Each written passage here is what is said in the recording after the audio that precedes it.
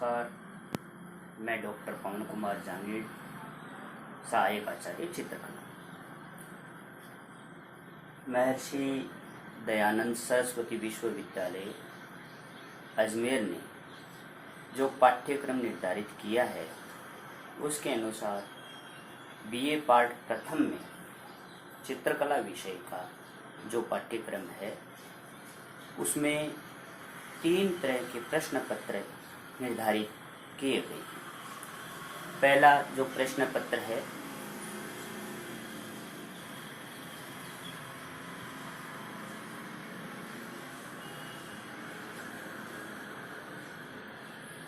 यह पूर्णतया सैद्धांतिक प्रश्न पत्र है।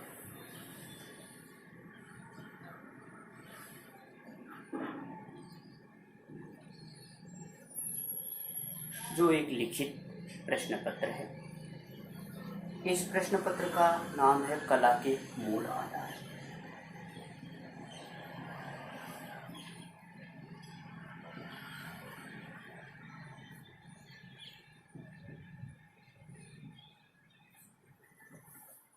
इस प्रश्न पत्र का नाम है कला के मूल आधार, जो कि 3 इकाइयों में विभक्त है।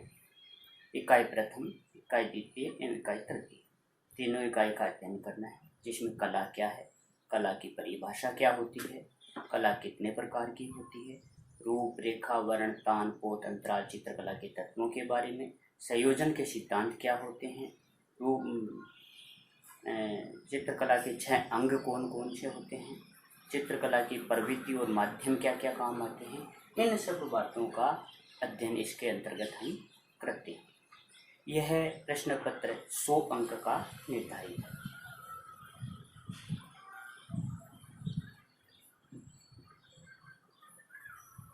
जो पूर्णतया सैद्धांतिक या लिखित है। द्वितीय प्रश्न पत्र है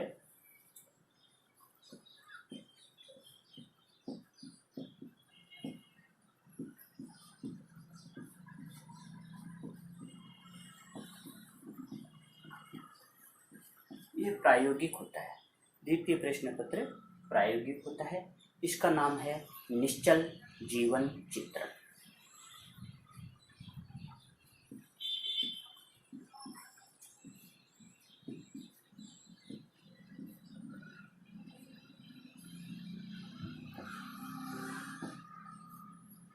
निश्चल जीवन चित्रण, जो कि 40 अंक का निर्धारित है।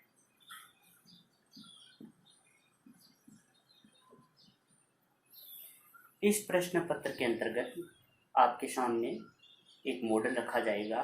उस मॉडल में ऐसी वस्तुएं रखी जाएगी जो हिले डुले हैं, जैसे इसीलिए इसका नाम निश्चल जीवन चित्रण रखा है।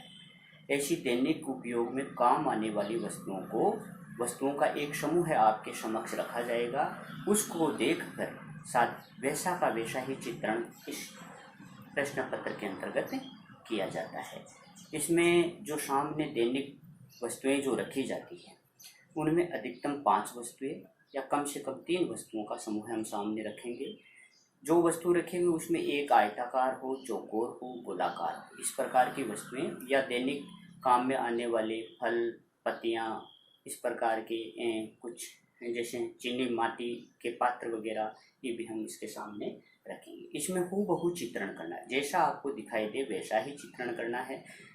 जैसे कोई वस्तु दूर दिखाई दे रही तो उसका दूर का आभास होना चाहिए, कोई वस्तु पास में दिखाई दे रही तो वो पास में बननी चाहिए, बड़ी वस्तु है वह बड़ी बने, छोटी वस्तु है वो छोटी बने। इस प्रकार इसके अंतर्गत हम यह करवाएंगे। इस प्रश्न पत्र में इसमें जल रंगों को काम में लेना है। वाटर जो कलर होते हैं, पुनः हैंडमेड शीट या कोटराइज जो शीट होती है उसके ऊपर आपको इसमें हाफ इम्पीरियल साइज की जो शीट है उसके ऊपर वैसा का वैसा ही चित्रण करना है जैसा दिखाई दे। इसके अंतर्गत विशेष बात यह है कि इसमें छाया और प्रकाश का, जैसे वस्तु के ऊपर जो छाया गिर रही है, छाया जो पड़ रही है, उसी वस्तु पे उसका वैसा ही चित्रण करना है। कलर में आपको वैसे ही लाइट और प्रकाश दिखाना है। तो इसमें 2 बातें विशेष है। तो परिप्रेक्ष्य का ध्यान रखना है, दूर की वस्तु दूर, पास की वस्तु पास में, और दूसरा इसमें छाया और प्रकाश का चित्रण इसके अंतर्गत विशेष रूप से ध्यान रख के चित्रित करना है। रंगों की छटाओं का सही प्रयोग करना है। तीसरा जो प्रश्न पत्र होता है,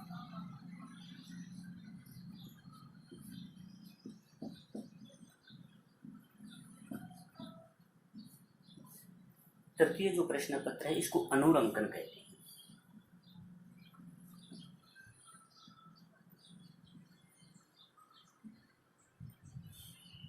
अनुरंकन या इसको संयोजन भी कहा जाता है।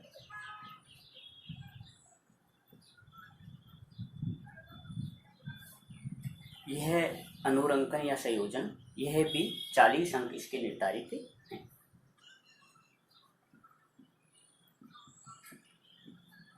इस प्रकार 100 नंबर का यह प्रश्न पत्र प्रथम, 40 नंबर का यह प्रश्न पत्र, 40 नंबर का यह प्रश्न पत्र, 180 प्लस सत्रीय कार्य।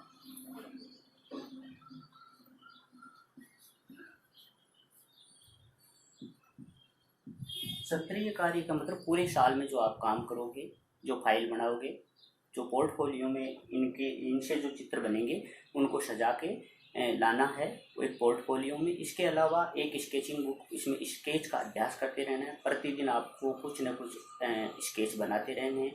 पशु पक्षी जानवर मनुष्य आकृति वगैरह इनके आपको अभ्यास करते रहने हैं। आँख नाक कान वगैरह इनके आपको इस एक स्केच बुक में बार बार अभ्यास करने हैं।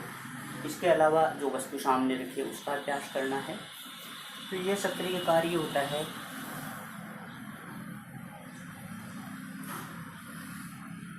यह 20 अंक की ये फाइल वर्क होता है। इस प्रकार ये 200 नंबर का टोटल, कुल 200 नंबर का इस विषय के अंतर्गत 200 नंबर निर्धारित है।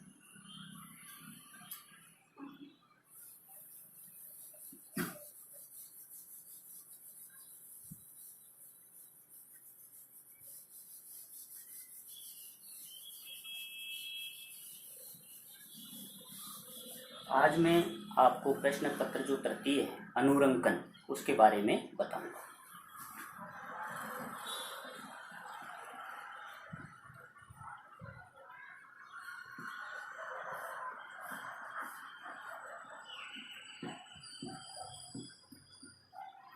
अनुरंकन या संयोजन, इसमें आपको क्या करना है, कैसे बनाना है, क्यों बनाया जाता है, इसके बारे में बताना है। अनुरंकन जो तृतीय प्रश्न पत्र है इसके बारे में है। तो इसमें क्या क्या ध्यान रखना है। सबसे पहले इस पेपर को, प्रश्न पत्र को या इसको करते समय आपके पास क्या क्या सामग्री होनी चाहिए। तो सबसे पहले आपके पास में एक ड्राइंग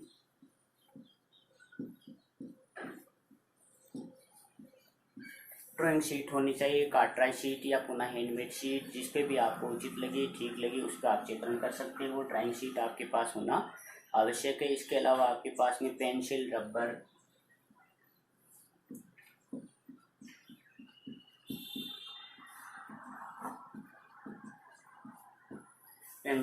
हो। इसके अलावा आपके पास में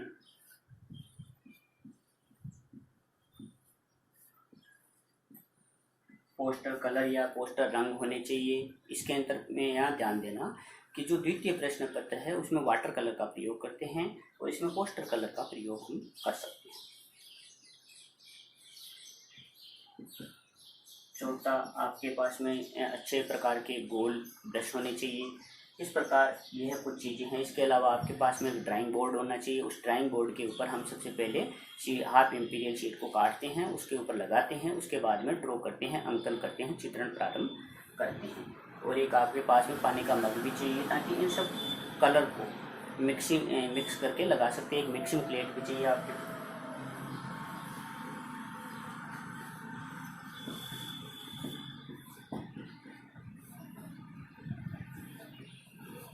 ये सब सामग्री आपके पास में होना आवश्यक है, तभी इस प्रश्न पत्र को हम आगे कर पाते हैं।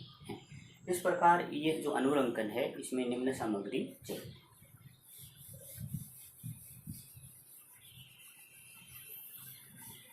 सबसे पहले इसमें आपको अनुरंकन में क्या क्या ध्यान रखना है, किस प्रकार प्रश्न पत्र करना है, आगे हम इसकी परिभाषा भी बताएंगे। सबसे पहले इसके अंतर्गत हम जो प्रस्तुत वस्तु समूह है, द्वितीय प्रश्न पत्र में जो वस्तुएं आपके सामने रखे गए, जो ऑब्जेक्ट आपके सामने रखे, उन प्रस्तुत वस्तु समूह के आकारों में लय होना चाहिए।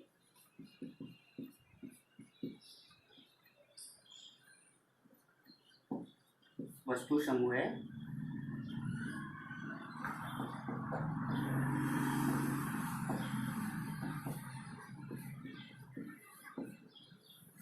इन वस्तु जो सामने रखे गए हैं, आप जब भी रेंडरिंग बनाते हो, इसको अंग्रेजी में रेंडरिंग भी कहा जाता है, अनुअंकन भी कहा जाता है, संयोजन भी कहा जाता है, या 2 डायमेंशन द्विआयामी चित्रण भी कह सकते हैं। तो सबसे पहले जब भी उसका हम निर्माण करेंगे, उस प्रक्रिया में बनाना आरंभ करेंगे, तो हमारे पास में जो चित्र बनेगा उसमें जो बना रहे हैं उसमें आकारों में लयता होनी चाहिए। लय का मतलब उनमें प्रवाह होना चाहिए, दृष्टि अबाध रूप से चित्रण में विचरण कर सके, इस प्रकार उस आकारों में लयात्मक बनाना चाहिए। दूसरा है वह संगतिपूर्ण हो, संगतिपूर्ण संयोजन करना है। संगतिपूर्ण संयोजन का मतलब व्यवस्थित रूप से कला के तत्वों को रखना है, उनको इस प्रकार इस संयोजन में अंतराल में रखा जाना है कि वह सुंदर लगे। उन आकारों को सरलीकरण या साधारणीकरण रूप में आपको दिखाना है। जो वस्तुएं उसमें जो तीसरा आयाम दिखाई दे रहा था द्वितीय प्रश्न पत्र में, जो वस्तुएं सामने रखे उनमें 3 आयाम दिखाई देते हैं, लंबाई, चौड़ाई और गहराई भी नजर आती है। लेकिन जब हम अंतराल पे या चित्र भूमि पर जब निर्माण करते हैं, चित्र को बनाने की प्रक्रिया आरंभ करते हैं, तो उसके अंतर्गत हमें तीसरे आयाम का केवल भ्रम उत्पन्न करना है। छाया प्रकाश के माध्यम से हम दिखा सकते हैं, लेकिन यहाँ पर बिल्कुल स्वतंत्र हो, इसमें छाया प्रकाश की आवश्यकता नहीं है। सपाट रंग इसमें भर सकते हो, लेकिन उन आकारों का साधारणीकरण किया जा सकता है, उनको सरल रेखाओं में विभाजित किया जा सकता है। तो संगतिपूर्ण संयोजन, इसके अंतर्गत संगतिपूर्ण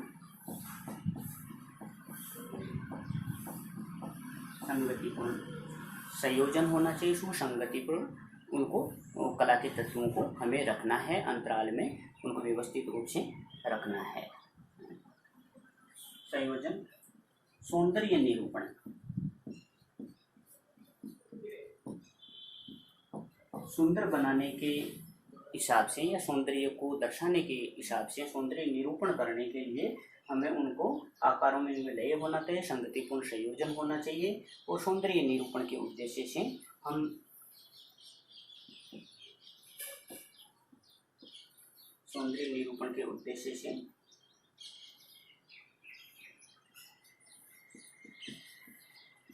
रंगीन छटाओं का प्रयोग करते हुए, विविध छटाओं का, विविध रंगों का प्रयोग करते हुए माध्यमीय या व्यवहारिक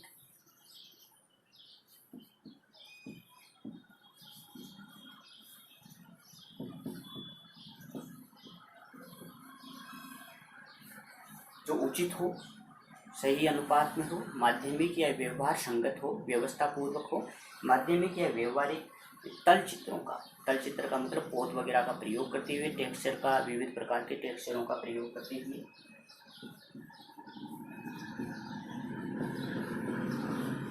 तल चित्रण करते हुए, विविध टेक्सचर वगैरह का प्रयोग करते हुए आकर्षक प्रस्तुति,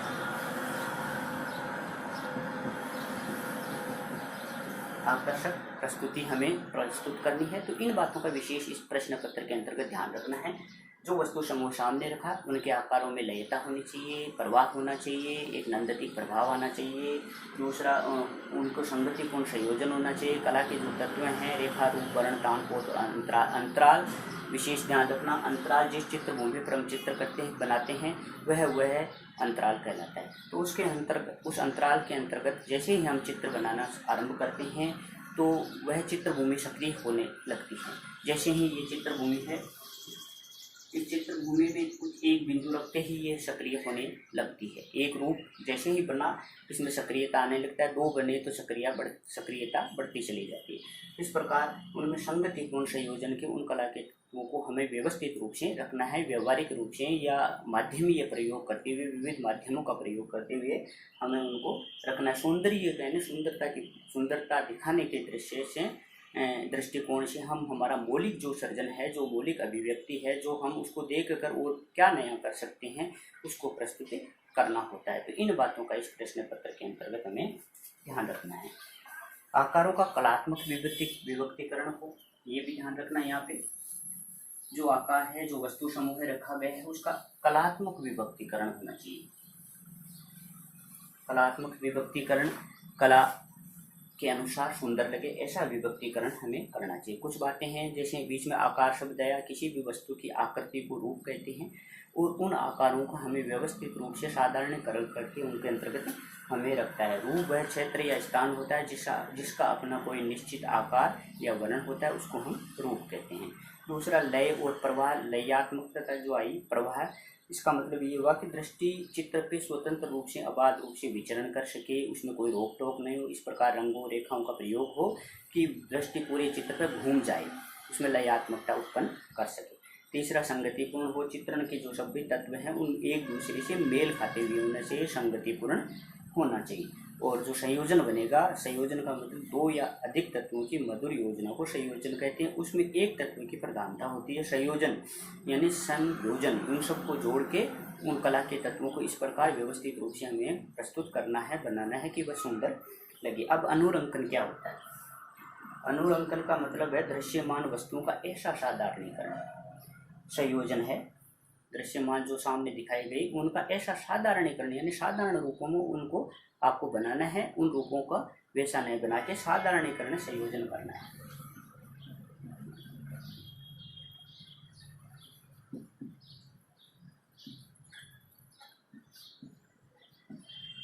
उन रूपों को साधारण या सरल रूपों में उनको आपको बनाना है, जिसमें क्षय वृद्धि के नियम उनको आपको भूल जाना है, गौण कर देना है। क्षय वृद्धि के नियमों की इस पेपर के अंतर्गत आपको पालना करना जरूरी नहीं होता है। इसमें चित्रगत जो नियम है उसके अंतर्गत आप स्वतंत्र चित्रण कर सकते हो।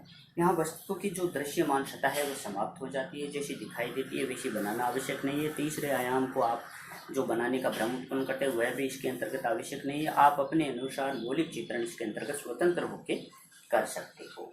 यहाँ वस्तु की दृश्यमान सतह है जो समाप्त हो जाती है, जैसी दिखाई देती है वैसा बनाना आवश्यक नहीं है। आकृति जो सामने होती है किंतु उसका सादृश्य भौतिक जगत जैसा नहीं होता है, इसके अंतर्गत हम हमारे स्वतंत्रता से चित्रण करते हैं। साधारणीकरण की इस प्रक्रिया में जो त्रिआयामी प्रभाव है उसका लोप हो जाता है। तीसरे आयाम को दिखाना आवश्यक नहीं होता है।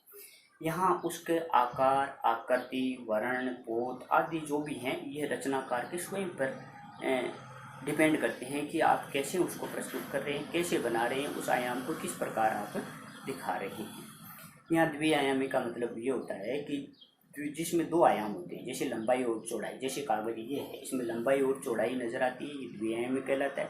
त्रिआयामी का मतलब जिसमें तीसरे आयाम को दिखाया जाता है, जिसमें लंबाई, चौड़ाई यानी मोटाई और गहराई को भी दिखाई जाती है, जैसे मूर्ति होती है उसके अंतर्गत तीन आयाम होते हैं। चित्र में हम तीसरे आयाम का भ्रम उत्पन्न करते हैं, केवल उसमें रेखाओं के माध्यम से, प्रकाश या छाया के माध्यम से उस भ्रम को हम दर्शाते हैं।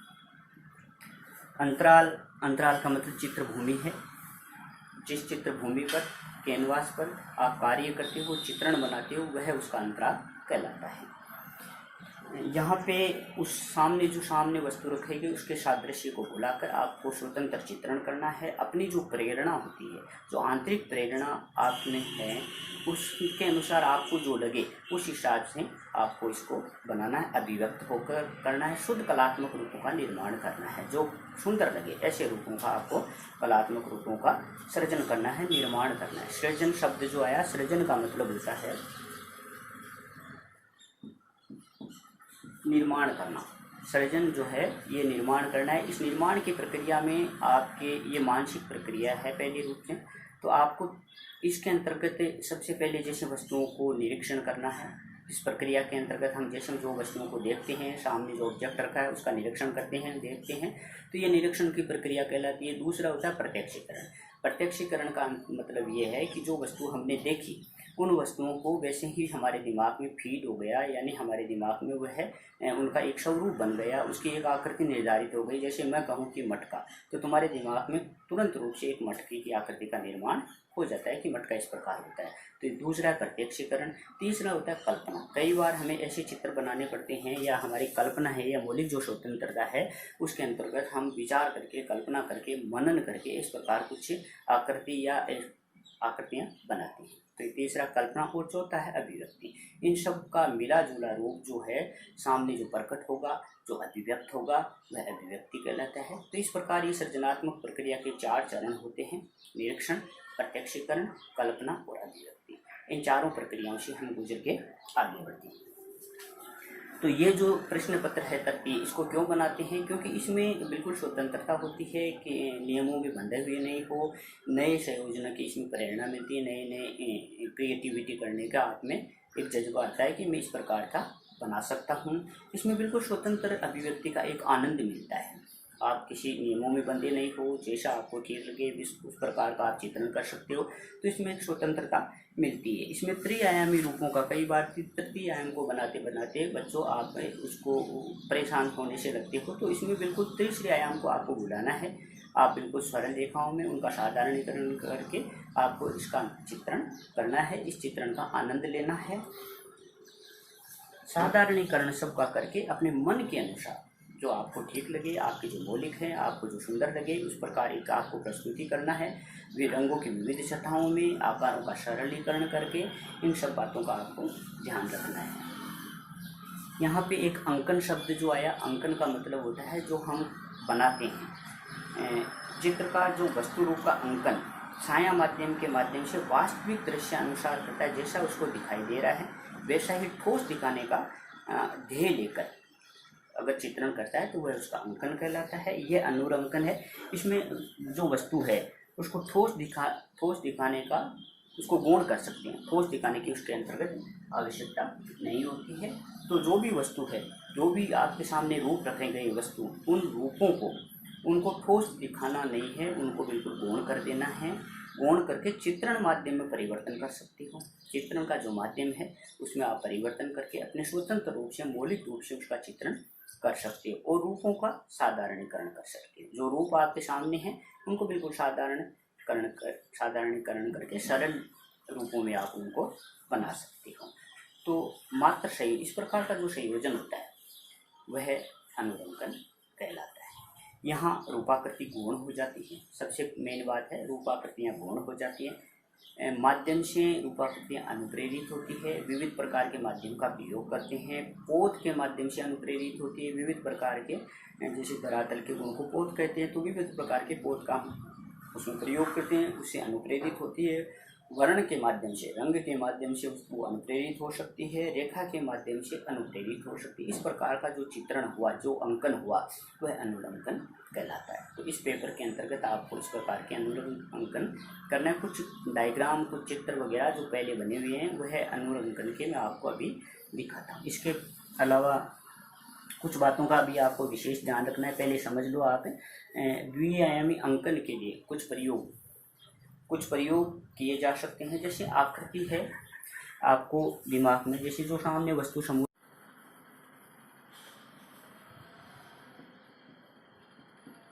जो आकृति सामने रखे, तीसरे आयाम को बुला के उनके आकृतियों का आप बिल्कुल सपाट रूप से उनको सपाट मानकर उनका चित्रण कर सकते हो। उनकी बाह्य सीमा रेखाएं हैं, उनका आप अंकन अंतराल में विभिन्न जगहों में, जैसे ये अंतराल है, इसमें विभिन्न जगह फिर आप स्वतंत्र रूप से जहाँ जहाँ रखना चाहते हो, जहाँ जहाँ उनको प्रस्तुत करना चाहते हो, आप बना सकते हो।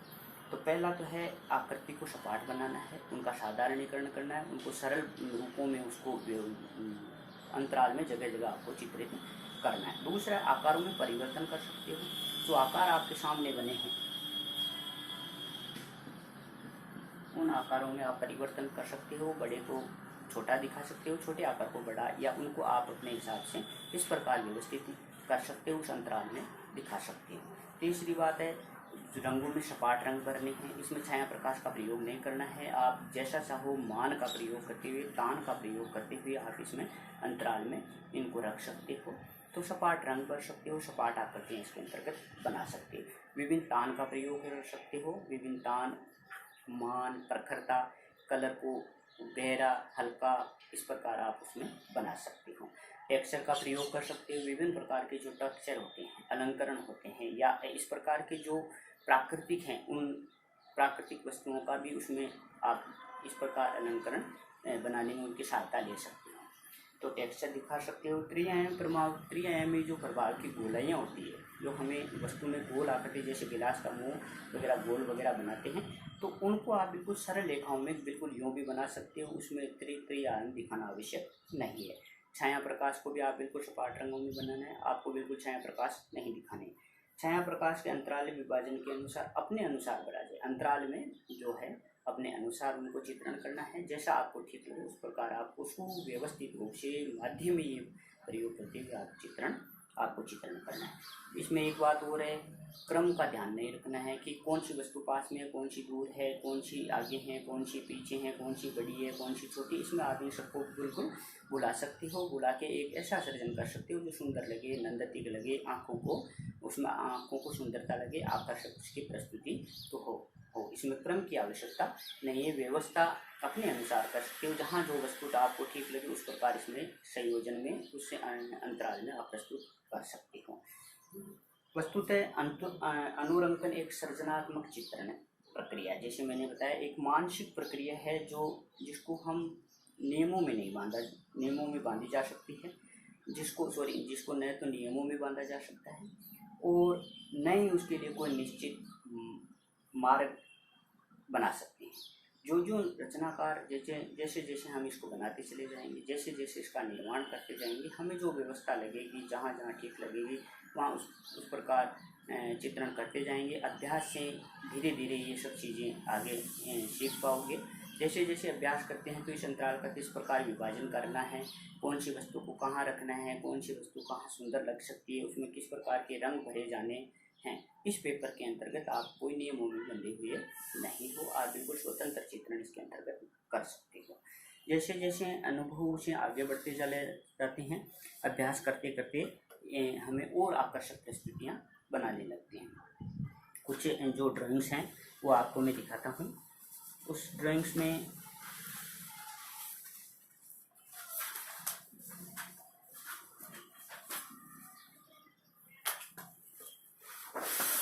जैसे ये अनुरंकन है, इस ड्राइंग में देखो ये पूर्व छात्रों ने बनाई है, विद्यार्थियों की बनी हुई है। अनुरंकन सबका डिवाइडेशन जो इसमें किया है, विभाजन किया है, बिल्कुल साधारणकरण रूपों में इनको प्रस्तुति दी है। बिल्कुल सपाट रंग इसके अंतर्गत भरे गए हैं। जो मॉडल वस्तु सामने रखे गए उनका पुनः संयोजन किया गया, अनुरंकन किया गया, रंगों की विविध छटाओं का इसके अंतर्गत प्रयोग है।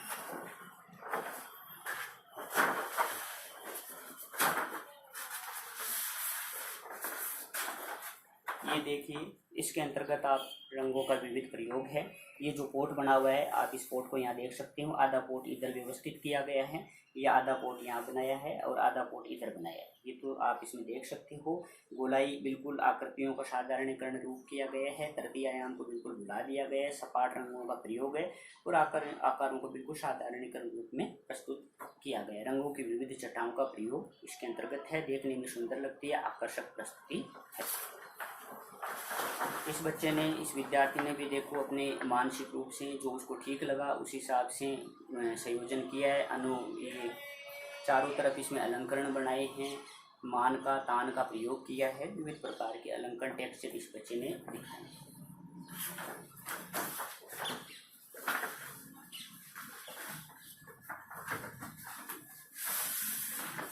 इसमें देख सकते हो आप, इसमें भी बिल्कुल साधारण से साधारण रूप हैं, चारों तरफ टेक्सचर बनाए गए हैं, आकृतियाँ बिल्कुल सपाट हैं, उसके अंतर्गत सपाट कलर भरे गए हैं, साधारण आकृतियाँ बनाई गई है, लेकिन सुंदर लगती है, आकर्षक प्रस्तुति है।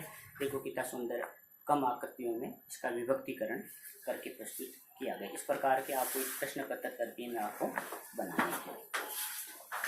ये देखिए, इसके अंतर्गत भी बच्चे ने ये जो आकार बनाए, इसके अलावा यहाँ पे ब्लेड से विविध प्रकार के अलंकरण और प्रस्तुत किए हैं, आप देखिए गौर से। तो इस प्रकार ये है बनाए।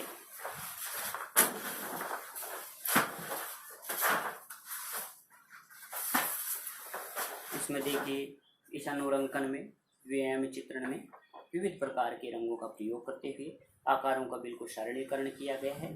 यह आधा हिस्सा इधर बनाया बच्चे ने, आधा हिस्सा इसके अंतर्गत बनाया है विद्यार्थी ने, और विविध छटाओं का, विविध रंगों का प्रयोग करते हुए इस चित्र को बनाया गया है। जो प्रश्न पत्र द्वितीय है, जिसके अंतर्गत वाटर कलर का प्रयोग करते हैं, जल रंगों का प्रयोग करते हैं और उसको देखकर तृतीय चित्र यानी अनुरंकन बनाते हैं। जो द्वितीय प्रश्न पत्र होता है यह इस प्रकार होता है। उसमें आपके सामने वस्तु जैसी है वैसे ही बनाना है, जैसी आपको दिखाई दे रही है वैसा ही इसमें चित्रण आपको करना है। इसमें बिल्कुल छाया प्रकाश का प्रयोग करना है और जैसी वस्तु दिखाई दे वैसा ही चित्रण इस पेपर के अंतर्गत द्वितीय प्रश्न पत्र में होता है। जबकि जो अनुरंकन है इसमें इसके विभाजन होते हैं, इसमें साधारणीकरण रूप हो सकती हैं। इन रूपों का बिल्कुल सौंदर्यात्मक साधारणीकरण किया जाता है। ये देखिए, इसके अंतर्गत आप बिल्कुल देख सकते हो चारों तरफ टेक्स्ट लगाए हैं, बीच में आकृतियों का साधारणीकरण करके इसमें बनाए गए हैं। ये देखो, इसमें ये एक ही प्रकार के विविध जो चित्र हैं बच्चों के अलग अलग मौलिक सर्जन है। इसमें स्वतंत्रता है, आप अपने हिसाब से आपको जो ठीक लगे, जो सुंदर संयोजन हो सकता है, आकर्षक प्रस्तुति हो सकती है, इस प्रकार का चित्रण इसके अंतर्गत किया जाना है। ये देखिए, हर बच्चे ने, हर विद्यार्थी ने अलग अलग उसका निर्माण किया है। वस्तु एक होते हुए भी उनको विविध तरीके से सोचा गया, मनन किया गया, चिंतन किया गया और जो मौलिक सर्जन हुआ, जो अभिव्यक्त हुआ, जो सुंदर लगा, जिस विद्यार्थी को जैसा ठीक लगा उस हिसाब से उसने चित्रण किया है।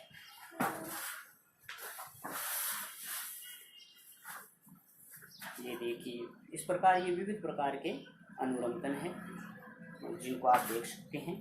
कला के विद्यार्थियों को इनको जानना आवश्यक है। ये देखिए, विविध प्रकार के रंगों का प्रयोग, टेक्सचर वगैरह हैं, आकृतियों का बिल्कुल साधारणीकरण रूप प्रस्तुति इसके अंतर्गत किया गया है। ये देखिए, हर विद्यार्थी की रचना अलग अलग है।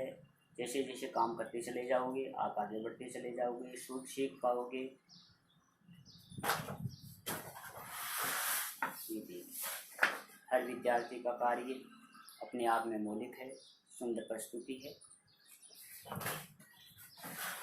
तो ये जो आपको रूप दिखाए हैं, ये जो कुछ अनुरंकन के जो पेंटिंग्स दिखाए हैं, इनसे आपको लगा होगा इस प्रकार के चित्र आपको बनाने हैं। धन्यवाद।